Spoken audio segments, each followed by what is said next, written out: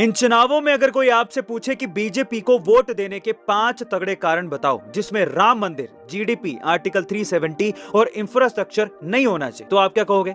मैं आपको बताता हूं। पहला, साल 1995 में आया मुस्लिम वक्फ बोर्ड एक्ट। अगर वक्फ बोर्ड को लगता है कि देश की कोई भी जमीन उसकी है तो कानूनी तौर पर वो जमीन वक्फ बोर्ड की ही हो जाती है। और अगर आपको ये जमीन वापस लेनी है तो आपको हाई कोर्ट या सुप्रीम कोर्ट नहीं बल्कि वक्फ बोर्ड के कोर्ट में जाना पड़ता है। दूसरा, पीसीटीवी बिल जो 2013 में आने वाला था, इसके तहत अगर देश में कहीं पर भी कोई दंगा हुआ तो आरोपी हमेशा मेजॉरिटी यानी कि हिंदू ही होगा। तीसरी वजह, भारतीयों की विदेशों में बढ़ती साख, जिससे हम भारतीयों का नाम अमेरिका और रूस जैसे देशों में इज्जत से लिया जाने लगा है। चौथा, मैं भारत में रहता हूं और भारत में रह के ही सनातन धर्म का अपमान मैं नहीं देख सकता। पांचवा, पाकिस्तान नहीं चाहता कि बीजेपी चुनाव जीते, और जो मेरा दुश्मन देश चाहता है वो तो मुझे हरगिज नहीं करना, क्योंकि इससे हमारे देश का ही नुकसान होगा।